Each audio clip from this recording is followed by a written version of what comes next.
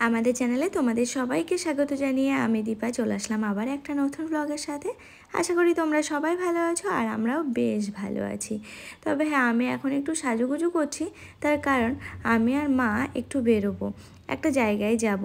তো সেখানে যাওয়ার জন্য অনেক দিন থেকে ভাবছি আজকে যাব, কালকে যাব, পরশু যাব, এই করতে করতে করতে করতে না আর যাওয়াই হয়ে উঠছে না। তো ভাবলাম যে না, আর দেরি না করে আজকে যাওয়াই যাক। তো সেই জন্যই আর কি একটু বিকাল বিকাল সাজুগুজু করে নিলাম, মানে রেডি হয়ে নিলাম আর কি। হাতের কাছে এই সালোয়ারটা ছিল, তো ভাবলাম যে এটাই পরে নিই। বেশ কদিন ধরে এটা পরছি, 2-3 দিন মতো হলো, তো ভাবলাম যে এটাই পরে নিই। তো এইটা পরে এখন বেরোবো। তো এই দেখো, এখন নিচে আসলাম, তো অনেক কিছু নেওয়া হয়েছে জানো তো, এই ছোট্ট ছোট্ট বালিশ, তারপরে জামা কাপড়, এটা সেটা, এই সমস্ত কিছু নিয়ে আমি আবার একটু বাগানের দিকটা একটু ঘুরে নিচ্ছি। তো মাকে আবার জিজ্ঞেস করলাম সমস্ত কিছু নেওয়া হয়েছে, তো মা বললো হ্যাঁ সব কিছু নেওয়া হয়েছে মোটামুটি। আমি এদিকে বাগানটা ঘুরে বেড়াচ্ছি আর মায়ের সঙ্গে গল্প করছি। এই দেখো, সেটা মনে হয় খুঁজে পেয়েছি। এটা না? হ্যাঁ হ্যাঁ, আরেকটা সেই সাদা, এখান থেকে নিলে স্যার। এই যে ও হ্যাঁ, এগুলো দেখতে বেশি ভালো লাগে। চলো চলো এবার সমস্ত কিছু, আমি যেহেতু স্কুটি নিয়ে যাব আমি আর মা, তো স্কুটিতে সমস্ত কিছু রেখে দিই। জামা প্যান্টের প্যাকেট, বালিশের প্যাকেট, এই সমস্ত কিছু সব স্কুটিতে আটকে রেখে দিলাম। দিয়ে আরও কিছু আছে কি না সেগুলোই দেখতে যাচ্ছি আর কি।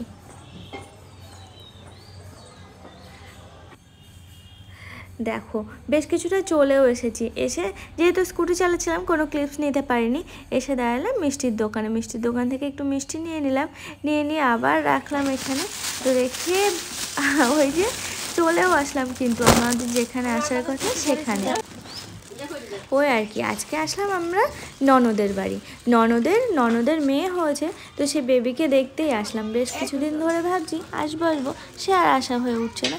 তো দেখো স্কুটিটা আমি বাইরে রাখলাম, বাইরে রেখে গেটটা দিয়ে এখন আমি ভিতরের দিকে যাচ্ছি।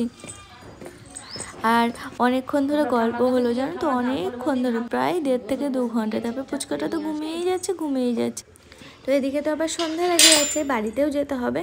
তো সেই জন্য আর কি বাড়িতে যাওয়ার জন্য আমরা রেডি হচ্ছি। এ দেখো দেখতে দেখতে বাড়িতেও চলে আসলাম।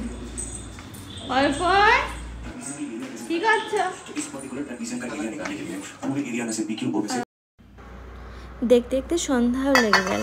তো অর্পণের জন্য আবার একটু চা করে নিলাম। আমি আর চাটা খেলাম না, আমি যেহেতু সকাল নিজেই চা খাই, তো সেই জন্য সন্ধ্যাবেলা এখন চাটা একটু কমই খাচ্ছি। তো অর্পণের জন্য চাটা বানিয়ে নিলাম। চাটা এখন একটু ছেঁকে নেব, ছেঁকে ওর হাতে দেব। তারপর বেশ কিছুক্ষণ পরে আমি একটু নিচে যাব, আর অর্পণ হয়তো বাজারে যাবে, কারণ নিচে রান্না বান্না করতে হবে, তো রাত্রের খাবার দাবার রেডি করতে হবে। ওই রুটি আর ভাবছি আজকে একটু পনিরের তরকারি করব। তো সেই জন্য আর কি অর্পণকে বলছিলাম তুমি যখন নিচে যাবে তখন একটু পনির নিয়ে এসে দিও। বেশ কিছুটা পনির ঘরে আছে, আর কিছুটা লাগবে নিয়ে আসতে। এই দেখো চাটা কিন্তু হয়েও গেল। চায়ের কালারটা দেখো কি দারুণ হয়েছে না বলো? চা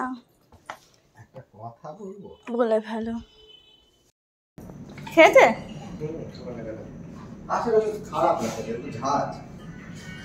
ভয় পাচ্ছে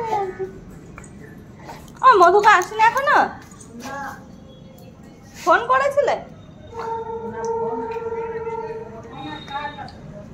রিয়ার কাছে? তাহলে বাবার কাছে, বাবা থাক।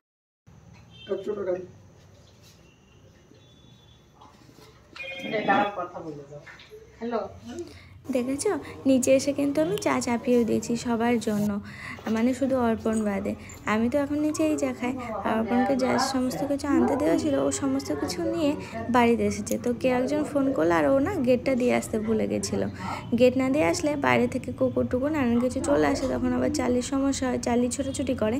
তো সেই জন্য আর কি ও সব কিছু আবার হাতে করে নিয়ে গেটটা দিয়ে আসতে গেল। তুমি তো দেখতেও পেলে না একটা জিনিস, চালিয়ে বলছি তুমি তো দেখতেও পেলে না একটা জিনিস। ছোট কালো এবার বেরোবো কি করে?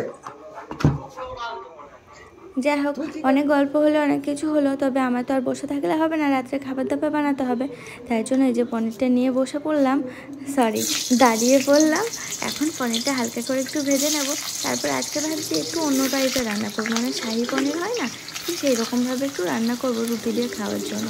আর তো কী হয়েছে বলুন তো, আমি আলু কেটে ফেলেছিলাম তো, এইদিকে অনেকগুলো পনিরও হয়ে গেছে। আমরা 3-4 জনের জন্য যা পনির আছে এনাফ ছিল, কিন্তু আমি আলু কেটে ফেলেছি। আজকে তরকারির পরিমাণটা একটু বেড়েই যাবে, কী আর করা যাবে বলো। এদিকে পনিরগুলো ভেজে আমি এখানে ফোড়নও দিয়ে দিলাম, তেজপাতা দিয়েছিলাম আর একটু জয়িত্রী দিয়েছিলাম। তারপরে আলুগুলো দিয়ে ভেজে নিয়ে তুলে রেখে আবার মশলাটা ভালো করে কষে নিচ্ছি। খুব ভালো করে কষাতে হবে, কেন বলো তো, এর মধ্যে একটু জয়িত্রী আছে, জায়ফল আছে, এই সমস্ত কিছু গন্ধ বেরোবে ভালো করে না কষালে, তো সেই জন্য আর কি। তারপর আর যা যা ইনগ্রিডিয়েন্টস লাগে সেগুলো ছিল। তো দেখো সমস্ত কিছু খুব ভালো করে কষিয়ে নিয়ে এখন একটু জলও দিয়ে দিলাম। জল দিয়ে বেশ কিছুক্ষণ ফোটাতে হবে। ওই যে আলু আছে তো, আর ভুল করে শাহি পনিরে কেউ আলু দেয় বলো, কিন্তু কি করব, আমার কেমন যেন মাথায় আসলো না শাহি পনির এটা বানাবো না, কিন্তু অনেকটা ওই টাইপেরই আর কি। তো বানিয়ে ফেললাম রুটি দিয়ে খাওয়ার জন্য, হাতের কাছে যে সমস্ত ইনগ্রিডিয়েন্টসগুলো ছিল সেগুলো দিয়ে। এই দেখো এখন পনিরগুলো দেওয়ার পালা, এগুলোও দিয়ে দিলাম। দেখেছো কতগুলো পনির, যা পনির ছিল এতেই কিন্তু হয়ে যেত। ওই আলুটা কেটে ফেলেছিলাম ভুল করে, আর কি করা যাবে। দেখো রান্না প্রায় কমপ্লিট।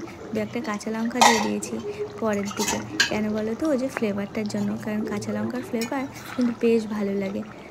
তোমরা রান্নার শেষে কে কে কাঁচা লঙ্কা দাও একটু জানিও কিন্তু, কারণ সব রান্না না, কিছু কিছু রান্নার শেষে ফ্লেভারটার জন্য কিন্তু বেশ ভালো লাগে।